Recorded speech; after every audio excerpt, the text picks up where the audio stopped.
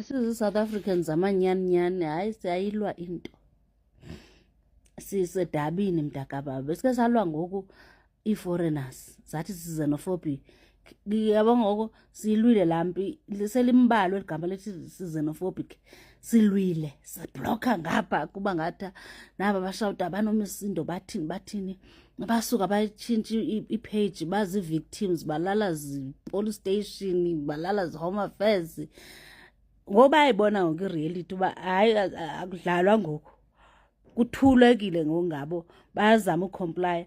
Ingxaki yethu ngoku ngabantu balapha eMzantsi Afrika aba bangayophathi yonke le nto, aba banga-afekthwa nto yinto edibanise ne-illegal immigration. Sisengxakini nabo ke ngoku, sisentweni nabo ke mntakaba. Silwa abadabi ngoku baze nenye ye-tribalism neentoni nabuxoki, yonke laa nto ipropaganda.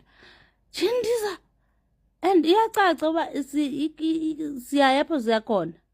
Niyacaca ndibona mna kwa even namhlanje, kwa imatshi yanamhlanje le isempumalanga, into yoba iyacaca into yoba inkulu into ezayo. Siyaya apho khona, siyaya kwaMpumelelo. Ubone uba impumelelo ikufutshane. Hayi uzaqhwithi, sizaqhwithi i-FF ngapha iyaxoka, iyaphusha ipropaganda.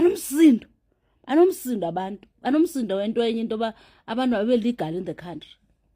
Hayi yiyona nto yenziwa wonke umntu uba abe unhappy, yinto yoba abantu mababe legal in the country. Yazi kuthiwa nje just be legal in the country. Hayi boyika, banomsindo, bayacaphuka, bafuna ugoduka abantu. Hayi South Africans ke ngokwezi zobuxoki, hayi zikweli cala lingapha ngoku alizazi noba mazithini. Noma bayafuna uba abantu babe legal, noba bafuni. Hayi sisedabini.